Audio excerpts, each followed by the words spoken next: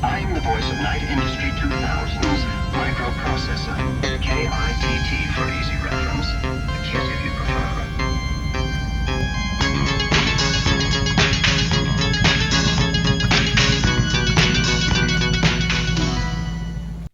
It's all about Knight Rider when I have the huge pleasure of talking to Gil Bettman. Gil was an associate producer through season 1, so he witnessed how Knight Rider went from, unknown till fandom and big hit. Also, he was a director on the 2 Knight Rider season 1 episodes, Forget Me Not and A Nice Indecent Little Town. Today, I'm going to talk to Gil about his memories regarding Knight Rider, and we're going to watch A Nice Indecent Little Town and get his thoughts about what happened, what was up, what was down regarding this episode as well. So, lean back and enjoy the ride. Hello. Hello, Mr. Bettman. Thanks so much for joining me.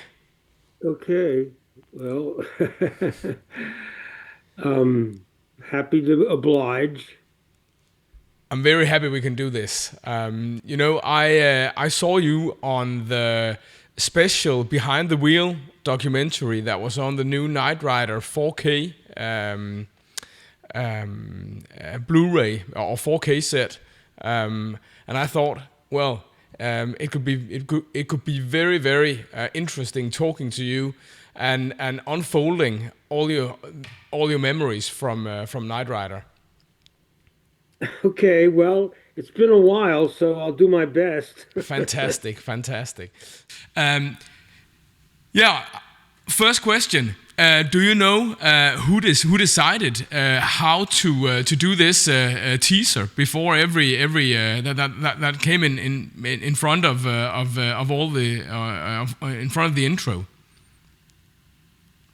It probably was Glenn Larson. When these, he sort of set the series going, and then he stepped away. So I'm sure that it was, he wanted the series to be a success, and so he kind of put his mark on it, and then he went off to sort of like to try to get another series off the ground. Yeah, I would imagine that it was Glenn. Okay, yeah. How did you get the job, and what were your tasks as associate producer on Knight Rider? You were an associate producer for pretty much all of season 1. Yeah, well, that was so. I was, I went to UCLA Film School, and I got out, and I got signed to a contract at Universal Studios to, it was a 7-year contract, and they just sort of said, go make yourself useful on the lot. I wanted to direct. It was kind of known that a way that there were other people in front of me who kind of had gotten into directing through being associate producers. The associate. So, long story short, I started working for Larson like when on the television series. I think it was called Switch with Robert Wagner and Eddie Albert. That series didn't run, but I was in charge of all the post-production sound, pretty much. That was pretty much it. Not the editorial, just the sound. And so I did a very good job of that for Larson. And then when I told him I wanted, and I worked on a whole bunch of his series. I worked on BJ and the Bear. I worked on Mark McCloud. I worked on Switch. I worked on Sort of Justice. I worked, et cetera, et cetera. So, I was kind of his go-to guy in charge of his post-production sound, and he had very particular tastes about how he wanted the sound mixed, and that was kind of my. So I did a very good job doing that, and then I told him I wanted to direct, and he said, you're just a kid, you don't know what you're doing. And then I said I'm going to quit, and they said, okay, well, I'll give you one episode. So anyway, bottom line is I worked my way, and then I got another, and then I got another. So I worked my way. So I was sort of doing post production sound for him, and making myself sort of invaluable in that respect, and using that as leverage to get these directing jobs. Yeah. Okay. Okay. Can you expand a bit on post production sound? What does that mean? Well, okay, so once the show was shot and then they started editing it, you had to add the sound effects, you had to replace the bad dialogue, you had to add music, and sometimes the music. Anyway, so all those different tracks had to be built and cut and mixed, and that was kind of that was my job. All The right. most important part was I did the sound mixes, and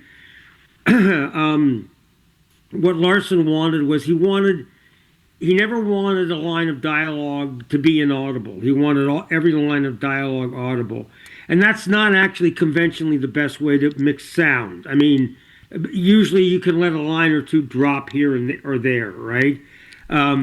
But Larson insisted that, as a writer, and so anyway, that was my job. I made sure that when the sound was mixed, that you could hear every line of dialogue. Yeah. Great. Yeah. So did you have communication with Stu Phillips and Don Peake as well regarding the score? A lot of. I think Stu started the series, and then what was the other guy's name? Don Peake. I worked very closely with Stu Phillips. Yeah. On all the initial episodes, and and I had worked with Stu. Stu was kind of Glenn Larson's go-to guy for sound on all of his televisions. Larson had Magnum, Knight Rider, Fall, Magnum, Knight Rider, Fall Guy. He had a whole slew of McLeod, et cetera, et cetera. Yeah. So Stu did all of that music. Yeah. Is Stu still alive? I think he is. Yeah, I think he is. It's not many months. I did an interview with him as well, 5 years ago or so, and from time to time I communicate with him. So I think he's alive. Yeah. Yeah, he's a very nice guy, very talented guy. Yeah. Indeed.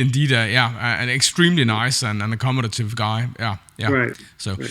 Okay, we're gonna talk a bit about what's happening on screen here, this is the episode, A Nice Indecent Little Town. You're the director. Do you remember when were you told that you were going to be directing this episode?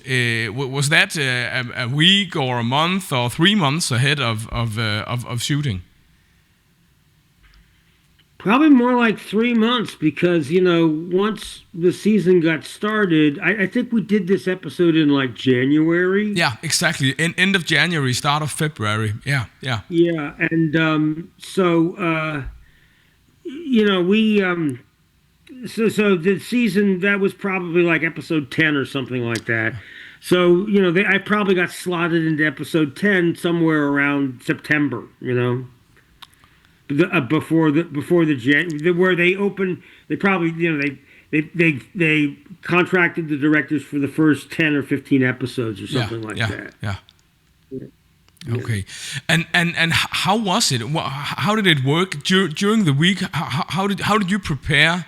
If we look at it from beginning, you were told you're going to direct this episode. What was your job as a director before filming, and of course during filming, and then afterwards? Well, you kind of you don't really get to work on the episode for pre-production until pretty much like 10 days or so. You're paid as a director. You're paid for, I think, like a week of prep or 10 days of prep, and then 7 days of shoot. We shot this in 7 days, and then another 7 days for editorial. So, and I was also doing the post. I was still doing the post production on this series while I was also getting ready to direct. So, so I was working on that, and then probably about 10 days before the start, the reason you have to wait to the last minute kind of is because everybody who's involved in the prep, wardrobe, makeup, hair, etc., and casting, they're busy working on the previous episode, right? Yeah. So you don't really have their attention until like about a week before. Yeah. That makes perfect sense. Yeah. So, how about budget? How about locations? How about actors and getting actors in? Did the director on Knight Rider have any saying in any of this? Well, let me see. You got to cast the guest stars. Yeah. So there would be and the smaller bit parts you got to cast, right? Yeah.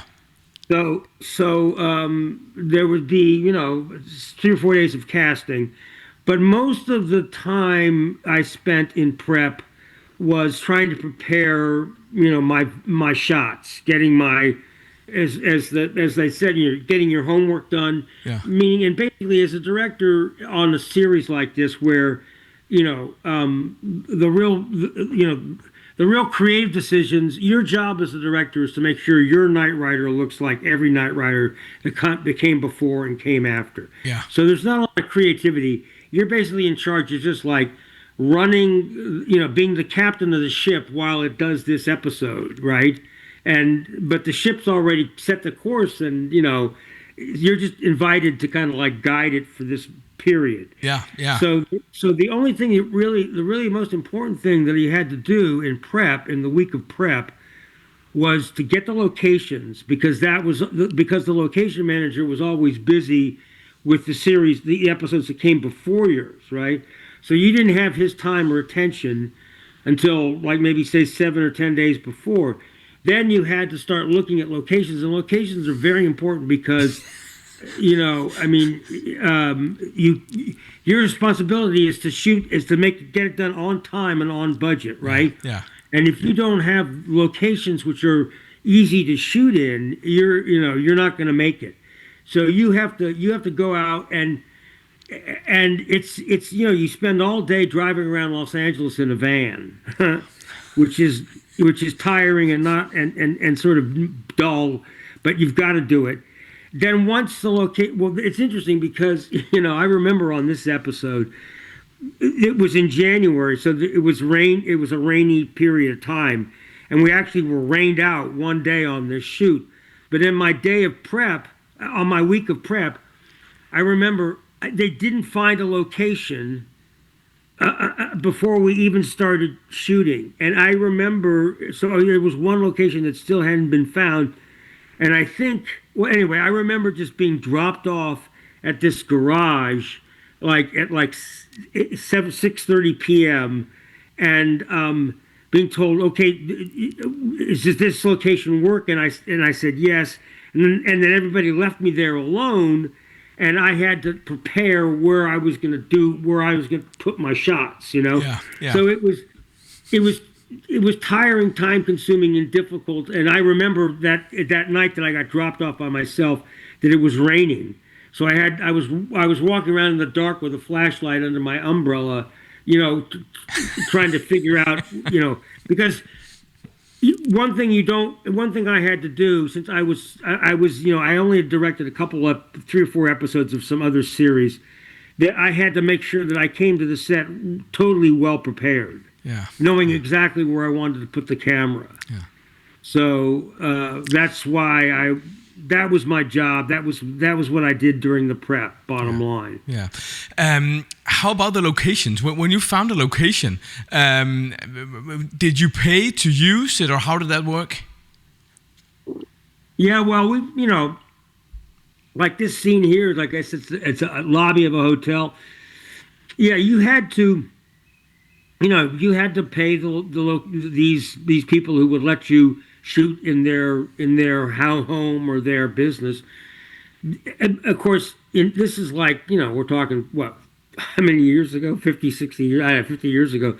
Um, the price, people were more amenable to, and the prices were more reasonable in terms of like what you had to pay. Yeah. Now it's gotten to be prohibitively expensive, because because the location, people who have these locations know that they can kind of like, they can charge more. They keep charging more and more. Yeah. Yeah. Anyway, so I remember, yeah. So we had to pay for the locations. That's for sure. Yeah. Yeah. And how about the budget? You were just handed, okay, this is the budget, around $1 million or so per episode. I think. I think it was more than that. Okay. So a little more. Yeah. A little more. So I had no control over the budget. The budget. I think Steven D'Souza has credit on this episode. Yeah. It was him and Bob Foster. Bob Foster was the executive producer. He was a, so they were working on the script, and the trick was the studio wouldn't let you start. They wouldn't even let you, if you had an episode, they would do a budget on it, and we would do a budget, but the studio, Universal, their people would do a budget, and if it was over budget, like 10 days before shooting, they wouldn't let the wardrobe. They wouldn't release any money for any preparation. So right. Nothing could be rented, no locations could be found until the script was rewritten, so that the budget was, what was budgeted per episode. Yeah. Okay. So it was sort of the screenwriting department. Bob Foster, the guy, the best, before the original producer on the series was Bob Senator. Yeah. And then he died about halfway through the first season. But Senator's great gift was that when there was this kind of crisis where the script had to be rewritten so that it was on budget, Senator would always go home. He wouldn't work on the script at all, except for hiring the writers and then working with them to work on the script. But then at the last minute, when there was this crunch where we had to get it down to so it was on budget, Senator would go home with the script. He would rewrite it, come back the next day. It would basically have all the integrity in the story that it had originally had, but it would be on budget. Fantastic. And then, as soon as that happened, then the wardrobe people, the location people would have the money to go out and do the preparation. Yeah. Do you know how shortly before filming did the casting take place? It was all done in the week before, but I can remember sometimes if it came down to like there was a casting session and I still hadn't seen all the locations, because it all had to happen in a week, and so if a casting is kind of fun, but there were other producers like D'Souza could do the casting, just as well as I could, right? So rather than spend the afternoon at the studio reading actors for bit parts, I sometimes just left, because the cast is Hasselhoff and the regulars, right? Yeah. So the other parts are not that important. It was more important to my mind to go out and find the locations and get my shot list done. Yeah. That was more important in order to keep the timetable. Yeah. Okay. Yeah. Fantastic. How about rewrites of the script? Did you participate in the sessions with rewriting, or who had that assignment? D'Souza, who was the story editor, Yeah. right? And I didn't, you know, I didn't. My I was not in. There were a lot. His expertise was greater than mine, Yeah. Yeah. so I was not really invited to have any input on the script. No. Okay. Okay. And Great. most directors knew that.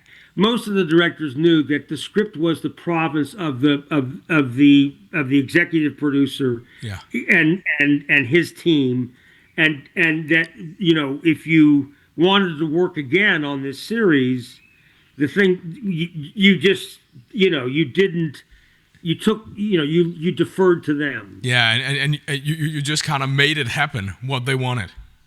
Yeah. Yeah, yeah, Yeah. okay. Coming in as a director, you have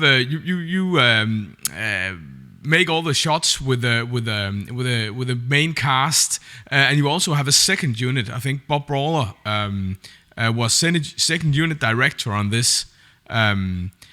So how would that work? How would you connect and communicate regarding your different work? Well, that was actually part of the best part of the whole experience, was working with Brawler on what he was going to shoot, because Brawler was a very, very warm and outgoing and positive and supportive guy. And he, so, you know, we would get together and work over the script, and he would, you know, and integrate what he was going to shoot in the second unit with what I was going to shoot in the first, right? Yeah. Bob Brover he would work with me on the weekend. He would work with me in the evening. He was very helpful, and kind of, he knew I was a young guy starting out, and he had a kind of, there was a kind of a parental, he wasn't much older than me, but he sincerely wanted to help me. You know, he was, and the same thing with Jack Gill. You know, basically all stuntmen that I ever worked with, except for one guy, were incredibly positive and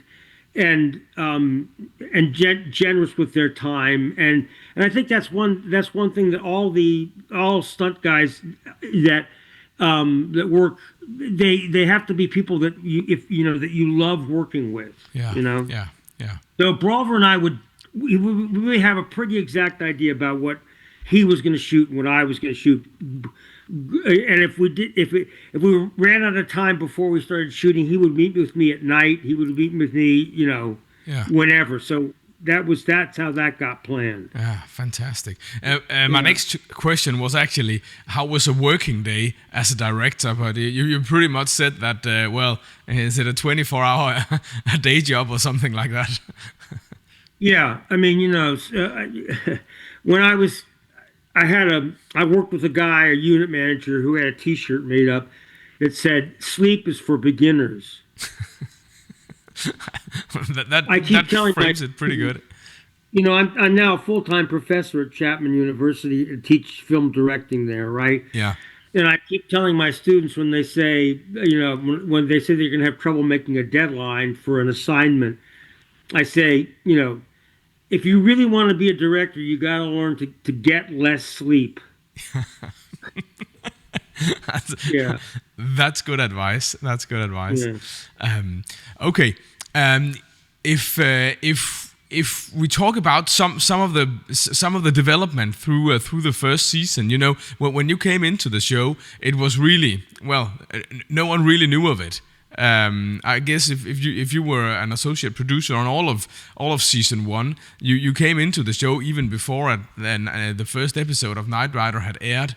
And I don't know if you remember, how was it being on the show while it developed from unknown to a big hit? You know, I had done this before with Larson, which is getting basically what you're saying is I worked on the pilot episode, you know, and you know, so I had done this before, and with Larson was like preparing a pilot, and so at this stage I was working more with Glenn, then because once the pilot was done, so there was more time and more care taken on because this is when we cast Hasselhoff and we cast William Daniels and getting the whole show launched. It was and then well, I guess my main responsibility was mixing the pilot episode. Yeah.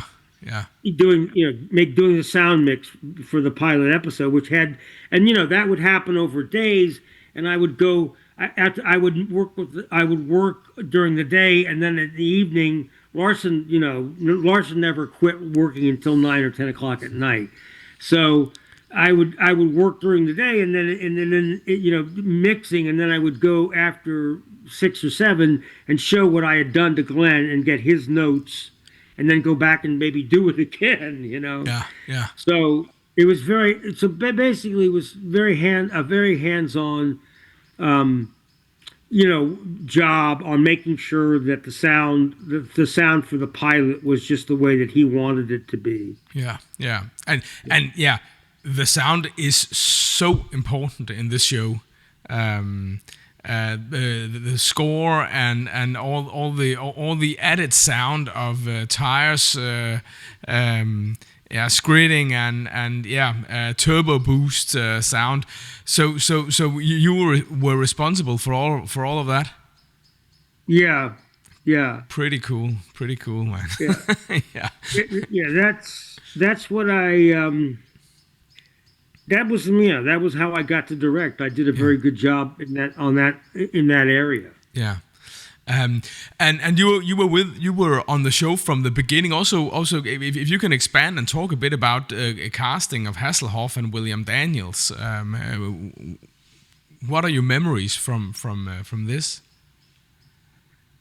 Well, the casting of Hasselhoff was all.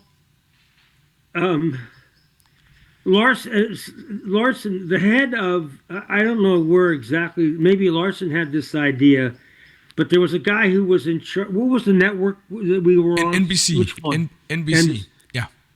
Tartikoff, I think it was. Yeah, Brandon Tartikoff. Exactly. Yeah, you have quite a memory. Yeah. Yeah.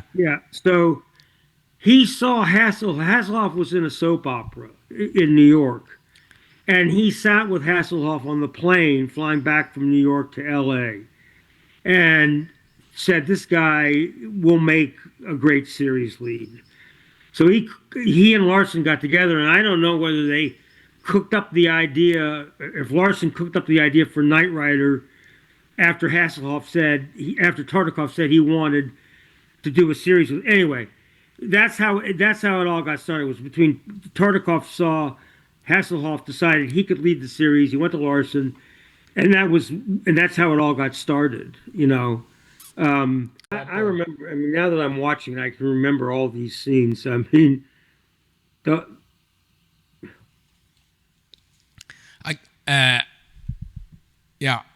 guess that the scene where you reuse the break out of prison scene from the pilot, that would probably have been a trick to save some money. Yeah, exactly. Yeah. We did it. That's what you had to do to get the thing on. I mean, yeah. I mean, there was a lot of that done. Yeah. So and here we are in the prison. Can you maybe talk a bit about Edward Mulhare? Working with him, I don't know how much you had to how much communication and everyday work you had with the cast. Yeah, well, he was, again, I didn't have much of a relationship with him per se because, he knew that part. I mean, the regulars, they knew their parts better than you did. Yeah.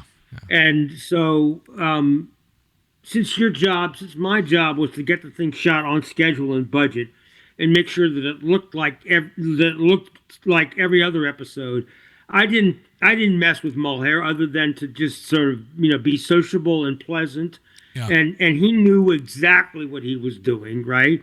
And all you wanted to do was get through the scenes with him and who was the girl who played the girl? Patricia McPherson. And she was only there for one season, right? Or Yeah.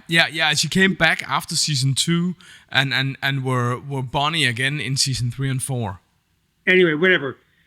You just wanted to get through that scene with them inside the home set as fast as you could, Yeah. so you could get out and do something else that was going to be more difficult. Yeah. Those home set scenes, you looked forward to them as something you could race through because the set was lit, the actors knew the parts, Mulher and Bonnie, that was her name, or Yeah. Patricia. Yeah, Patricia. Yeah. Yeah. Yeah, they knew their stuff. You just, and Hasselhoff knew his stuff. You just wanted to jam through it as fast as you could. Yeah. Yeah. Yeah. Oh. Do you remember Glenn Larson leaving and continuing on another show or at another studio after I think 13 episodes or so? Glenn Larson he kind of let go of the show and had other obligations. He let go of the show after the pilot. Bob Senator ran the show from episode 1 on. All right. Yeah. And Bob Senator was probably the best, one of the best producers I ever worked for. He was, I mean, Glenn could get these series launched, but he wasn't very good at keeping them on the air because he didn't have that ability to trim back and get the thing done on budget. He always wanted to spend more money. So there was a kind of an ongoing war between Larson and Universal Studios or whatever studio. All Larson wanted to do was to get as much money as he could out of the studio to get the series, to make the series a hit. Yeah. So there was this battle, right? So once the pilot was done, the thing about Senator was much more realistic. He knew that for the people that for the different departments to prep, the script had to be fixed, and enough time so there was time to do prep. Yeah. Larson never realized that. He always prepping under Larson was always a mess. It was always because he would never cut the script down enough. Senator, as I said, would go home, well, enough time, rewrite the script, and Senator was a damn good writer. He ran Adam 12. You know that. Yeah. He worked for Jack Webb, and Jack Webb was no fool.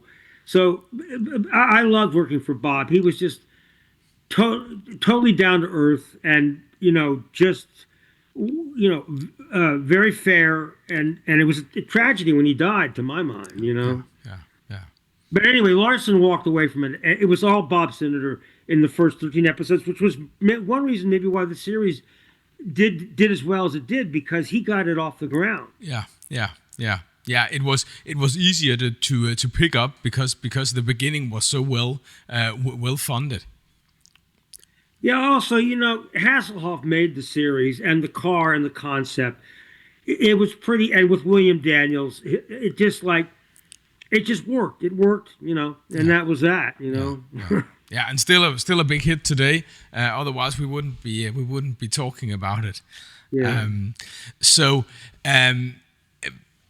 Did you have anything as you in your role as associate producer? You didn't have anything to say regarding or any effects on what happened? You could say with the kid and the kid cars, and how many kid cars were there, and how were you in any way involved with the cars? No, that was between Bob Rolver, Jack Gill, and the line, whoever the line producer was at that time, I forget. Yeah. So, and also when big decisions were taken, for example, switching Kit's voice box from the rectangular color, red color, to the more equalizer version, as we see in this. Any ideas how that happened? Who took that type of decision regarding the show? Well, it was probably something that Larson. Maybe something Larson and Senator worked on together. At the beginning. I'm Yeah, not sure. yeah, I really okay, don't know. no, okay, okay. So, yeah, yeah. So we're in prison right now, and yeah, soon we're gonna see. I think we're gonna see that garage where where you were out scouting. I think Gene Bruce Scott is gonna visit Kit and bring him down from yeah from his highs. A pretty funny story you had there with you scouting with yeah, with an umbrella and a flashlight. So yeah. Okay. Any memories regarding Ron Martinez? He's been he's dead. Was a fantastic guy. I met him once at the Southern Nights Atlanta convention. Any memories regarding Ron? No. What was his role? Ron Martinez, was he unit production manager, perhaps? Yeah. Okay. Well. Yeah. All right. So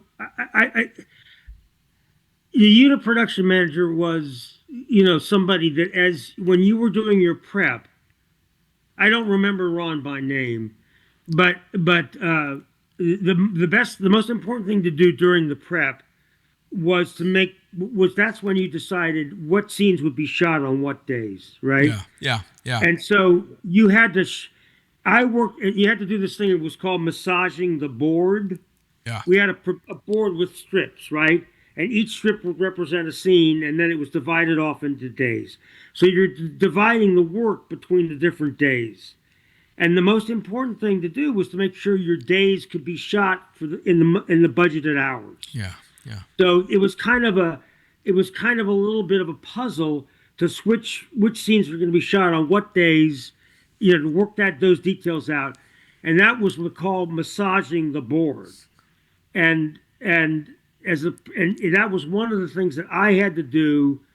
And as I recall with Martinez, I think he would meet me after I'd come home from scouting all day, get back to the studio at 6:37, and then spend another hour maybe working with Martinez, getting the schedule, fixed. yeah, And obviously, I remember, we didn't have.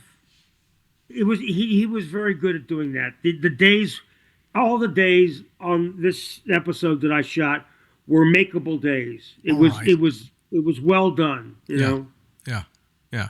Okay, so yeah, that must have been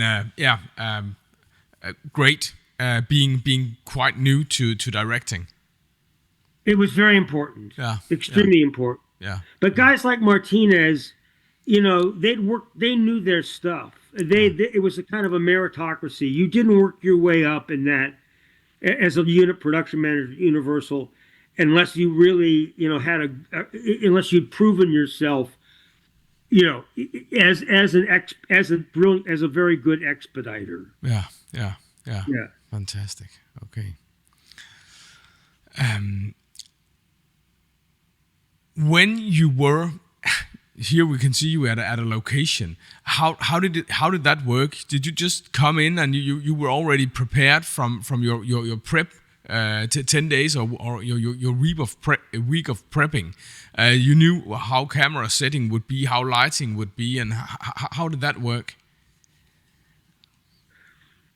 Well, that was, that's the hard part of being a television director, which is that when you go out and you're going to shoot a scene, you have had no prep with the cinematographer.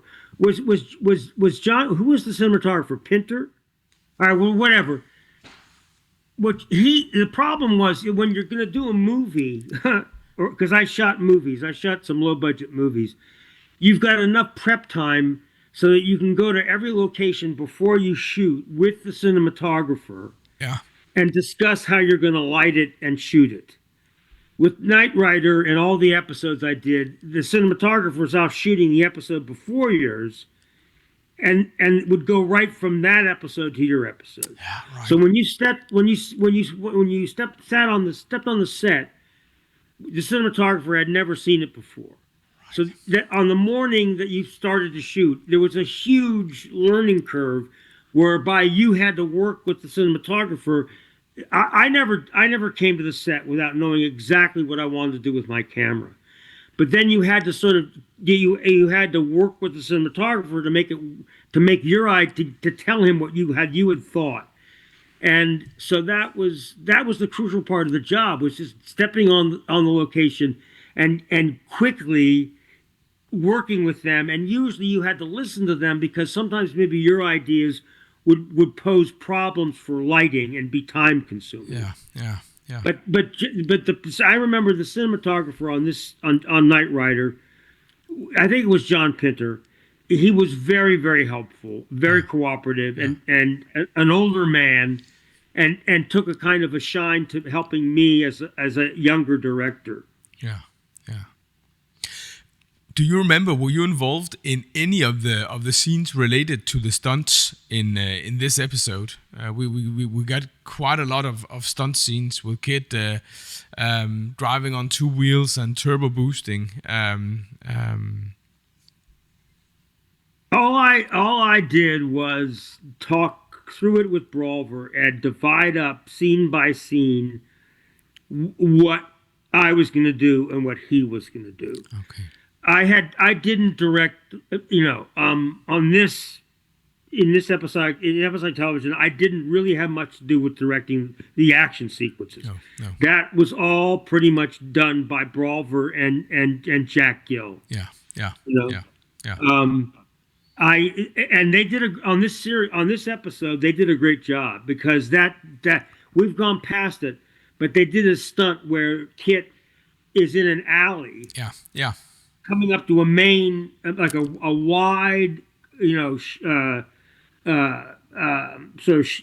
wide street, a main street of a small town, and taking off in the alley, flying over the entire street, and landing in the opposite alley. And if Jack had been off, he would have hit one of the buildings.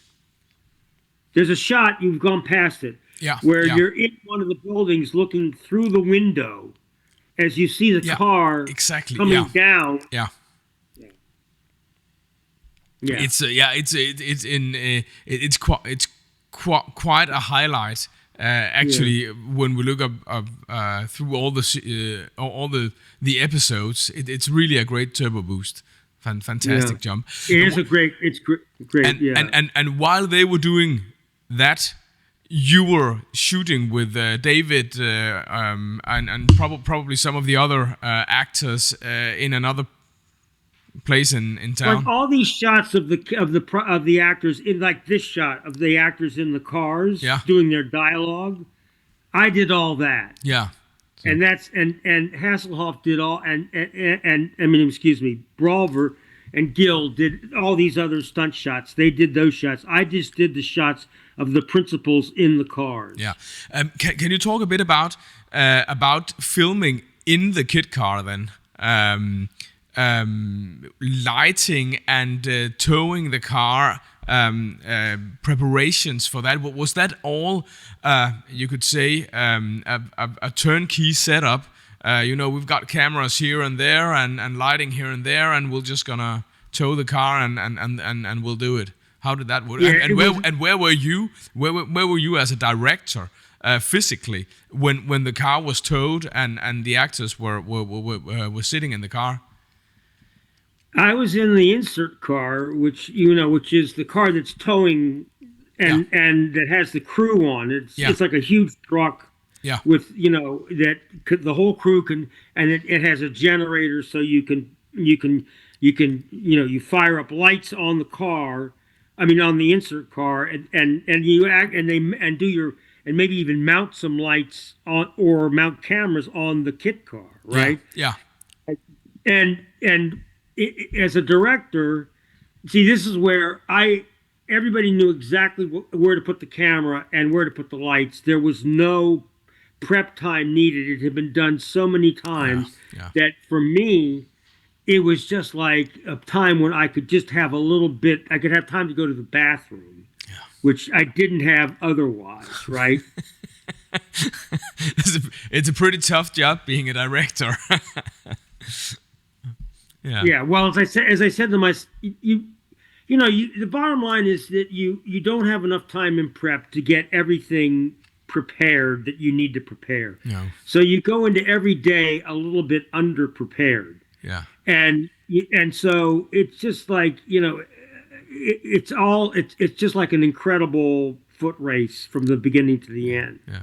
Yeah. But I think you paint a fantastic picture of all these things interlining in the right way. People just great people in the crew, just knowing exactly what are their jobs and how to get it done. Yeah, that Knight Rider. That was my experience with Knight Rider. I mean, it was a crack crew. Brawver and Gil were great. The cinematographer was great. Bob Senator was excellent. He was the director, producer I worked with the most.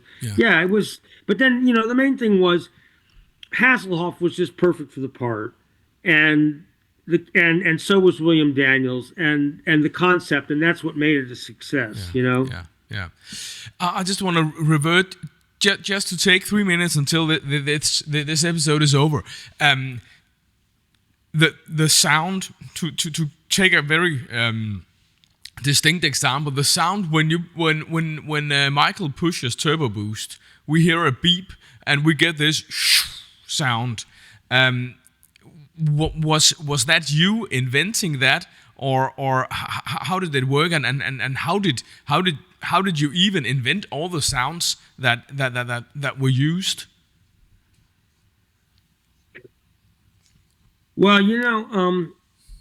I had a post-production.